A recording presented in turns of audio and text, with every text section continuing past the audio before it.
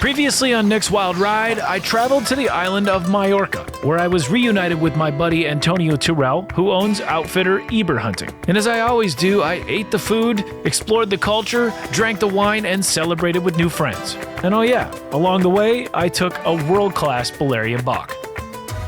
The reason I'm here in the first place is to try to complete my goal of taking all 7 indigenous species in Spain, aka the Spanish Slam. And now that journey continues. My time on the island of Majorca is over. The sun and the beaches and the water are no longer. Now I go to the snow and the mountains on the mainland of Spain to chase chamois, to finish up my Spanish Slam. I gotta be honest, I'm a little sad about it. I'm excited about the chamois, but I hate to leave this place. Let the games begin. Oh my God! Woo! With Balearian Bach checked off my list, Antonio and I take the short flight from Majorca to Barcelona. From there, we rent a car and drive 4 hours towards the Pyrenees mountains. And sometime after dark, we arrive in a small village just a few hours south of the French border called Bura. I may not be able to see the mountains around here, but I have an awesome welcoming committee. Hello. Hola. I mean, if the happiness of the dogs is any sign, this is going to be a good hunt. I love you guys. You want to come sleep with me? What brings me to this tiny little village in the Pyrenees Mountains is a tiny little animal called the Pyrenean chamois. Spain is home to 2 unique species of chamois, the Pyrenean and the Cantabrian. Both are found in the mountain ranges that they're named for. And like the other chamois of the world, both males and females have backward hooked horns and live in some of the most nasty terrain possible. They were hunted to near extinction in the mid-1900s for their thin and supple leather. But nowadays, their populations have recovered to record numbers. And since they enjoy living at elevations of 9,000 feet and above, before we head up the mountain today, I make sure to fill up on food and fuel up on coffee. This is so good because at this point in the trip, after being on Majorca for several days and hunting hard and doing the Spanish eat and drink thing, I'd be lying if I said that I'm not starting to get tired. But a cup of coffee, looking outside, knowing that it's going to be a gorgeous day on the mountain, all is right with the world. Welcome to Spain. The small towns and villages nestled in the mountains around the world each hold something truly special. And every time I visit one, I am struck by how cool they are. It's unbelievable. These towns that are in this area, they're breathtaking and they're so old. I mean, I feel like I'm stepping back in time. We're going up the mountain and back in time. We drive for about an hour up the mountain until we get high enough to begin glassing for chamois. And almost immediately, we find what we're looking for. This time of year, the chamois tend to live in lower altitudes, but that won't make the hike to get to where they are any easier. And so Antonio offers up a little present to help me get up the mountain a little bit faster. This is the stick. This is a stick. If you miss, Yeah. we hit you. That's what it's for? Yeah. But I can hit you back? That's why you gave me one? No, you have to support it. It cannot hit back. It's also for fun and games.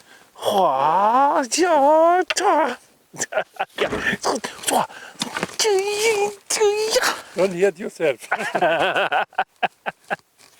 A hunter I am. A ninja I am not.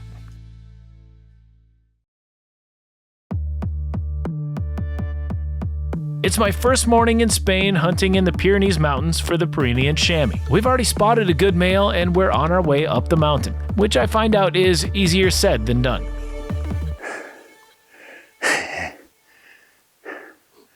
Go up there, they said.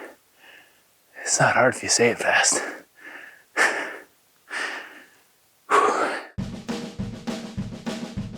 The hiking continues for almost another hour, and then eventually we find the chamois we're looking for, and I'm instantly reminded that finding them is only half the battle. This close.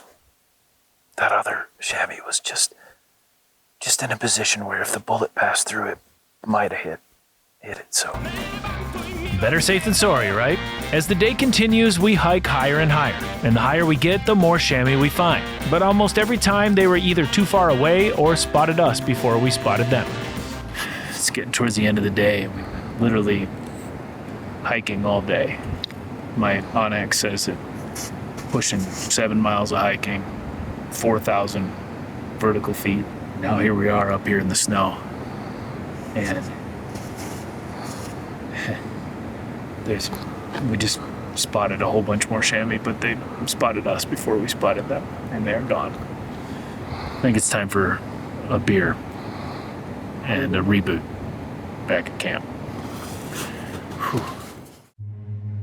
One thing about high mountain hunting is learning to accept that sometimes you win and sometimes you lose. But just as I'm starting to accept this as the light is fading and we're headed down the mountain, we find a lone male feeding in our direction. With daylight quickly dwindling, I set up for a shot, and suddenly I realize that I might be able to change that sometimes you lose into a sometimes you win.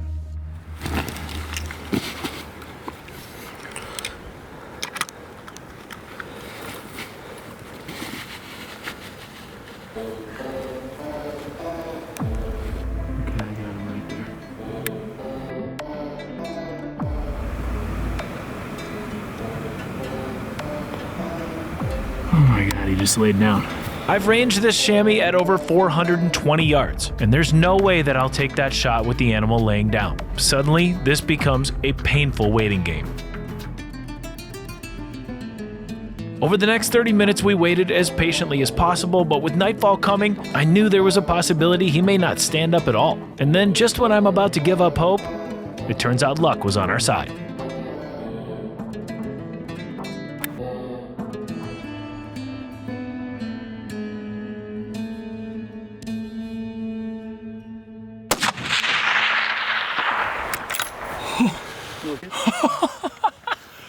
Are you kidding me? This day has been brutal. My legs are butter. I mean, 6-7 miles of walking, 4,000+ feet of elevation. I mean, literally some of the worst luck, and here's the best part. That's one of my best rifle shots I've ever made. That's a long shot on the best chamois I've ever shot by far. In one of my favorite places in the world. Some Spanish wine tonight. Woo! There's an old saying that says, fortune can turn on a dime. And as I take in this beautiful animal surrounded by these snow-covered mountains, it feels that fortune has truly smiled on me.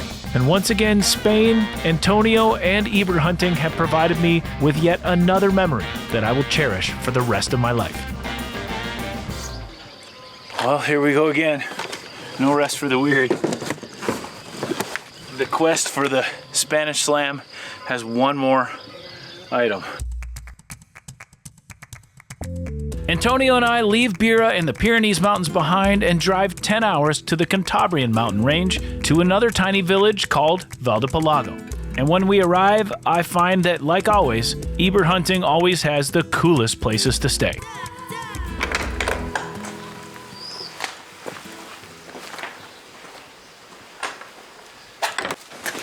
Wow. This is unbelievable. How old is this place? Of the Middle Age, 1500. Really? Yeah. The 1500s. Yeah. So welcome to the Middle Age. Welcome to the Middle Ages. Come hunt with Eber hunting. We'll take you back in time. Yeah. That's awesome.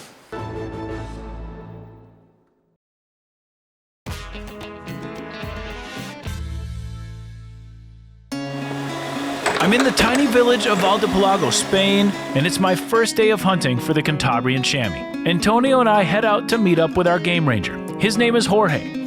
How are you? And after we exchange a few broken language pleasantries, he tells us that he's asked to meet up here for a very good reason. He's already spotted a mature chamois male. Okay, you see where these two bushes? And I'm grateful for that, because we only have a day and a half left to hunt, and every moment counts. So we get right to work. I think we have to go. Game on. Yeah.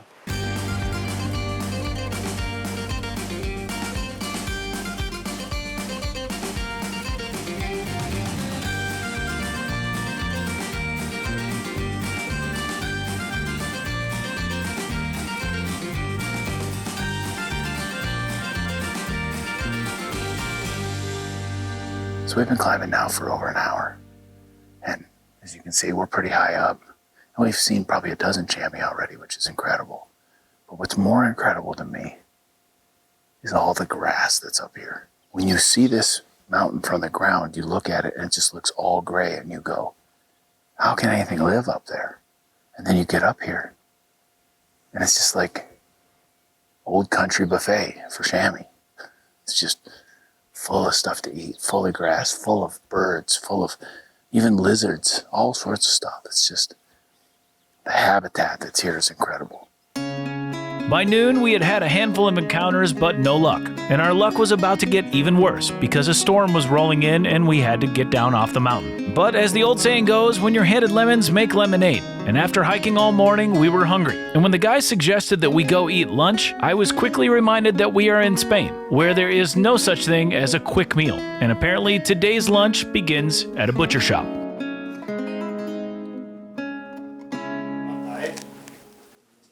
Now this is a butcher shop.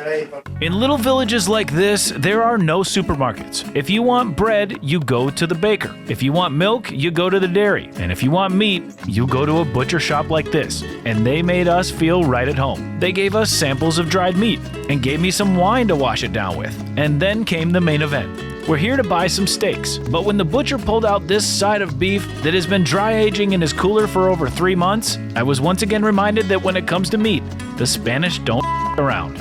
After watching the butcher expertly cut the biggest steaks I've ever seen, there was no way that I wasn't going to jump in and try it for myself. Can I try?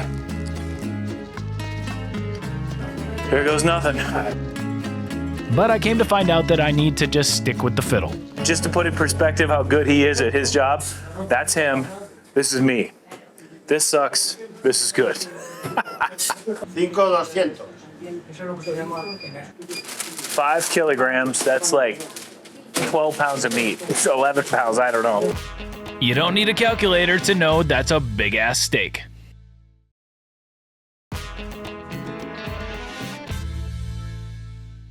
So what's happening here is it's raining, so we're gonna be done for hunting for the day. So we've gone and gotten these giant steaks, and now we've come to this bar, I guess, and we're gonna grill them up and have some wine. All right, so what's going on here? So now when you put the meat on a... You want me to do it? Yes, you do it. And then please take salt and cover all the fillet with full of salt. Okay. So apparently they want me to do the honors, and this trip has been full of firsts, but this is definitely one of them. Probably 3 pound, 3 month dry aged tomahawk steak going on the grill at a bar that's probably been here for 200 years. Here we go.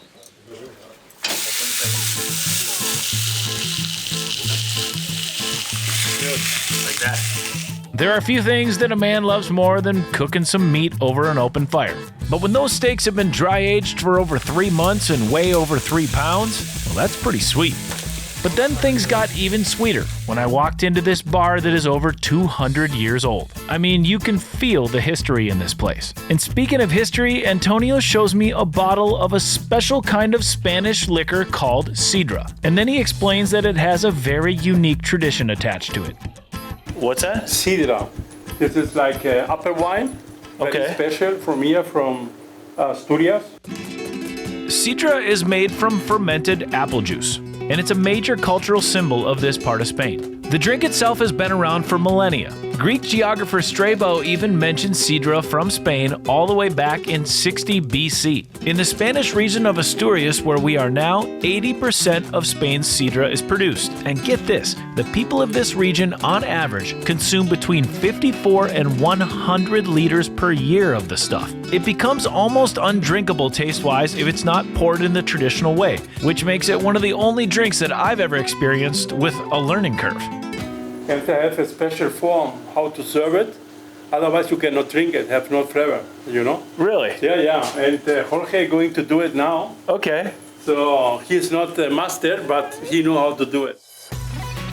The traditional way to drink and pour sidra is unlike anything I've ever seen. It's poured from the bottle above your head into a glass down by your knees. Why? Because this breaks up the acid in the drink. It suddenly becomes bubbly, almost like sparkling water, and gives it a texture and taste that's actually really good. Now you got it. Now you have to drink it right now. Ooh, that's good. It's good. You didn't think I wouldn't try this for myself, did you? I felt like I did a pretty good job for my first time until Jorge tasted it, and then I found out, no, I did not.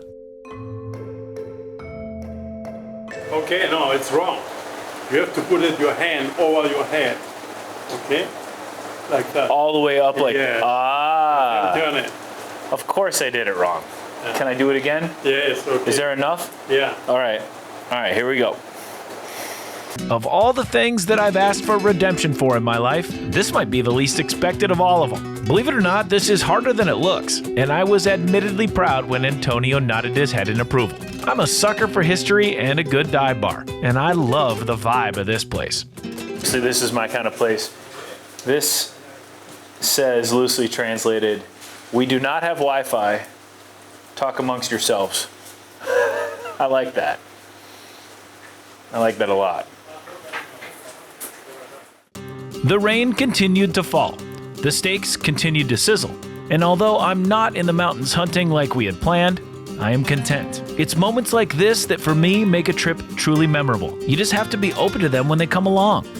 Experiencing culture firsthand. For me, that's what these hunting trips are all about. So even though I didn't get my chamois today, this steak dinner, it's a welcome substitute.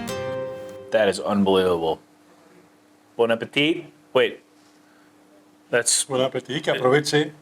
what is it? Que aproveche. All right, what he said. Okay, yes. Instantly the flavor that you only get from a dry aged steak. I gotta be honest with you. I was so bummed when it started raining. We're on a time crunch and the hunt is over. This is a pretty great consolation. The best steak I've ever had in my life. A nice glass of Spanish wine. The chamois can wait till tomorrow. Yeah. Cheers. Today we Cheers, enjoy my the friend. afternoon. That's exactly right. Cheers. Well, this is it. Good morning. It is my last morning in Spain, and in the next 3 hours, I will have either completed the Spanish Slam or not. That's it. The long hike up the mountain begins, and we glass along the way. This is truly the hunting equivalent of the bottom of the ninth. But 45 minutes into the hike, I get the pitch I'm looking for. 400 yards away, 500 yards away, we've spotted a chamois that we would definitely shoot. The problem is, as you can see, we're in the wide open. We're locked down. And as we've learned, these things are spooky as can be, so we're gonna have to make some sort of aggressive move here. I mean, we're down to the last hour of hunting. Desperate times, desperate measures. The old saying goes that you miss 100% of the shots you don't take. And as we carefully try to make up ground on this chamois, we've done everything right to make sure that I can get a shot at this chamois. Now my only job is to make sure that I don't miss.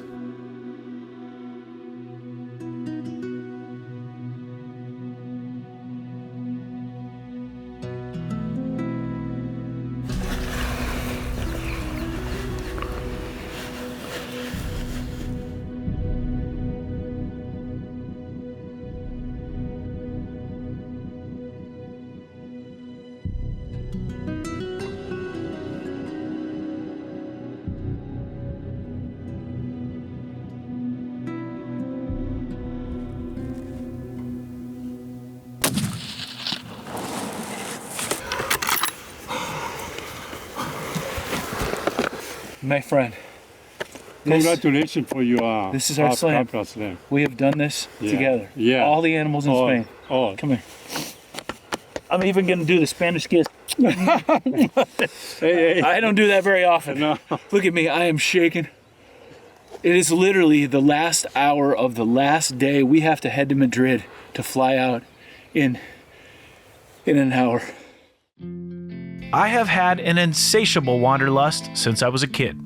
I've always wondered what lies beyond that next tree, the next ridge, the next town, across the ocean, and above those clouds. And I've devoted my life to trying to answer those questions. My first trip to Spain left me saying, I like this place. What else is there? What else does it have to show me? I have fallen in love with this country. Its culture, its food, its animals, its people, especially my friend Antonio.